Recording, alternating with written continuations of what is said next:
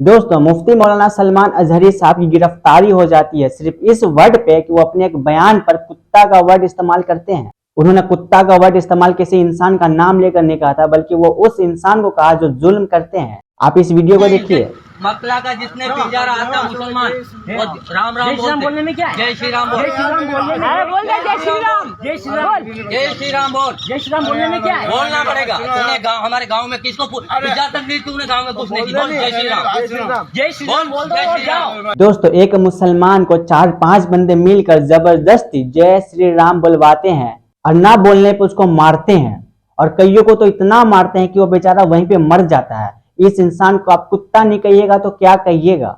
हमारे देश की बेटियां स्कूल पढ़ने को जाती है, रास्ते में उसका किडनैप करके बलात्कार कर दिया जाता है और उसके शरीर पे पेट्रोल डाल के जला दिया जाता है। ऐसे इंसान को आप कुत्ता नहीं कहिएगा तो क्या कहिएगा?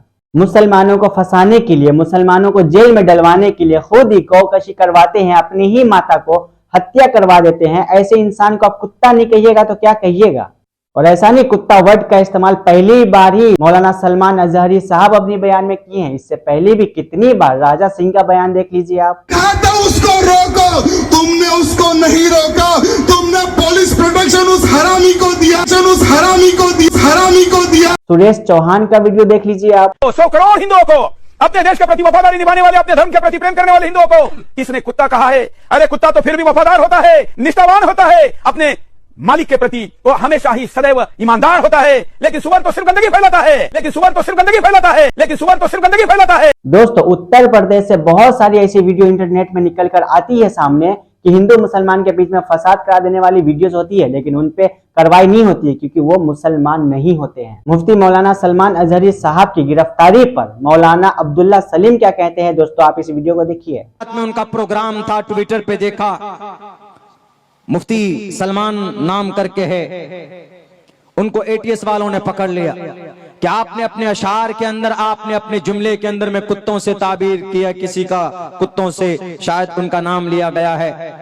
तो उनको एटीएस वालों ने पकड़ लिया कि आप भड़का रहे हैं, आपने किसका अपमान किया है? सवाल जवाब हो रहा है। टोपी और दाढ़ी वाला था, मौलाना था, सलमान नाम था, शेरवानी थी, तो आपने पकड़कर फौरन अंदर कर दिया। वहीं पर राजा सिंह तो बहुत भूखता है, वो तो कुत्ते ही की तरह भूखता है, उसको नहीं पकड़ा जाता। उत्तर प्रदेश के अंदर में कई सारे ऐसे लीडर हैं जो हिंदू मुस्लिम को लड़ाने के लिए बातें करते हैं। सोशल मीडिया में सैकड़ों वीडियोस मौजूद हैं, आप देखेंगे तो आपको पता चलेगा कि अनाप शनाप माइनॉरिटीज के खिलाफ गाली बकते हैं। किसी को एटीएस वालों ने पकड़कर अंदर नहीं किया। हम लड़ते रहे आपस में? अरे नहीं नहीं, सलमान अजहरी साहब तो देवबंदी मकतबे फिक्र का था, मानता हूं देवबंदी ये बरेलवी मकतबे फिक्र का था, मानता हूं कि बरेलवी, देवबंदी, अहले हदीस मकतबे फिक्र अलग अलग हैं, लेकिन आपको टारगेट सिर्फ इसलिए किया जाता है you are Muslim, you have topi and dadhi, you have pagdi. उसको इस बुनियाद पर अरेस्ट नहीं किया है कि तुम बरेलवी हो। मौलाना मुफ्ती अब्दुल समी को इसलिए नहीं पकड़ा गया था कि तुम देवबंदी हो। मौलाना कलीमुद्दीन सिद्दीकी को इसलिए नहीं पकड़ा गया था कि भाई आप नदवी हैं, आप देवबंदी हैं। मौलाना जर्जीस को इसलिए नहीं पकड़ा गया था कि भाई आप अहले हदीस के तर्जमान हैं। डॉक्टर जाकिर नायक को इसीलिए बैन नहीं किया गया कि आप अहले हदीस हैं, इसलिए टारगेट किया जाता है यू आर मुस्लिम। अरे जब काफिर और मुशरिक आपको मुसलमान समझते हैं तो भारत का, पूरी दुनिया का मुसलमान अपने आप को मुसलमान क्यों नहीं मानता? एक दूसरे की मदद में क्यों नहीं खड़ा होता? सवाल करना चाहिए गुजरात एटीएस से कि मुफ्ती साहब ने अगर कुत्तों से ताबीर की है तो कोई गलत नहीं की, इसलिए कि बेटियों की इज्जत को लूटते हैं।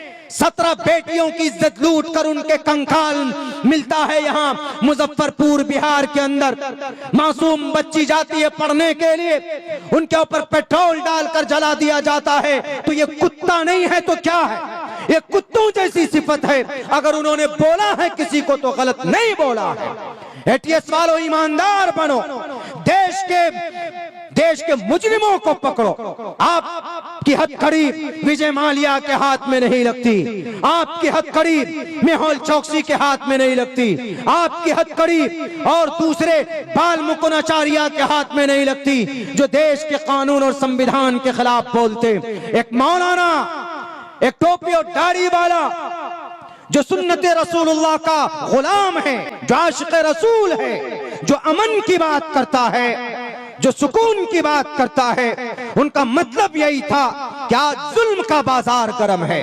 आज हर तरफ देखो तो जानवरों के बिल मुकाबिल इंसानों की कोई कीमत नहीं रह गई है। जानवरों को पूजते हैं लोग, इबादत करते हैं, और इंसानों को लोग मारते हैं तलवारों से। ये कुत्तागिरी नहीं है तो क्या है?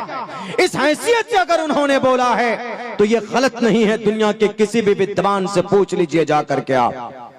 लेकिन मेरे भाइयों मुसलमानों, इबरत का मकाम तो हम लोगों के लिए कि ये सब कुछ हो रहा है, अल्लाह की मदद नहीं आ रही है, तो अल्लाह की मदद वहीं रुकी हुई है कि मुसलमान बटा हुआ है और मुसलमान बुरे रास्ते पर चल रहा है।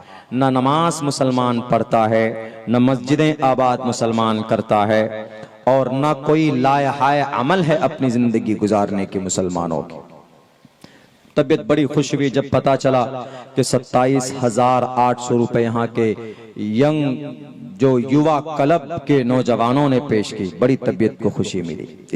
इस मिल्लत और इस तकदीर के नक्शे को अगर कोई चेंज कर सकता है, इस देश की सिस्टम को, बुरे सिस्टम को कोई बदल सकता है, इस कौम की खोई हुई इज्जत अगर दोबारा कोई वापस ला सकता है, तो वो सिर्फ हमारे जवान हैं, अगर वो सही रास्ते पर आ जाए तो। कोई लाहे अमल नहीं हमारे नौजवानों का। ये जनवरी है, ये फरवरी है ना, फरवरी की 14 तारीख की तैयारी अभी से हमारा जवान कर रहा होगा। वैलेंटाइंस डे गिफ्ट गैर महरमों के लिए।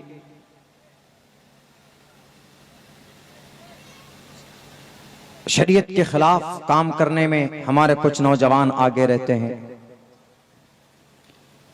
जुल्म के खिलाफ बोलना सीखो और अपने अल्लाह जिससे राजी हो वो काम करो। 24 घंटा वो काम करो, कहीं पर जुल्म होता है तो उसके खिलाफ बोलो। डरो मत कि नहीं जनाब कुर्सी इख्तिदार पर बैठा हुआ एक बड़ा अहंकारी इंसान है, किसी की उसको नहीं सुनता है, फौरन हाथ में डालकर जेल में डाल देता है। कोई बात नहीं, हर हिटलर का खात्मा होता है, हर जालिम का अंत होता है और बुरे तौर पर होता है। फिरौन से बड़े हैं, कारून से ज्यादा पैसा है इनके पास, नमरूद से बड़ी बादशाहत है पूरी दुनिया में, सद्दात से ज्यादा ताकतवर है, हिटलर से ज्यादा इनके हिटलर, पता है हिटलर इतना जालिम क्यों था? जब वो बोलता था तो बहुत तेज बोलता था, सामने वाला जो भी रहता था एकदम बिल्कुल खून गर्म, आओ मैदान में लड़ो। वो हिटलर, पता मौत कहां थी उसकी मौत हुई थी बैतुल खला में, शौचालय में मरा था वो। उसका सर शीट के अंदर था, जिसपे जो गंदी जगह होती उस जगह पे था वो हिटलर। इंसानों का कातिल। कभी भी ज्यादा दिन तक कुर्सी इख्तिदार पर जालिम लोग नहीं बैठ सकते। इसीलिए मुसलमानों, अल्लाह ने आपको बहुत बेहतरीन शरीयत देकर भेजा है। हम अपने अमल को दुरुस्त कर लेंगे तो इंशाअल्लाह तबारक व तआला ये जो बुरा साया है, जो बुरा वक्त है अभी इस वक्त हम लोगों के लिए, ये कम से कम टल जाएगा आने वाले जमाने में। लेकिन हमको अपना अमल सुधारना होगा। ज़हरल फसाद फिल बर्रि वल बहरि बिमा कसबत ऐदिन नास। इंसानों के बुरे आमाल की वजह से, बुरे करतूत की वजह से इस तरह का काम होता। और हमारे हिंदुस्तान के अंदर हिंदू भाई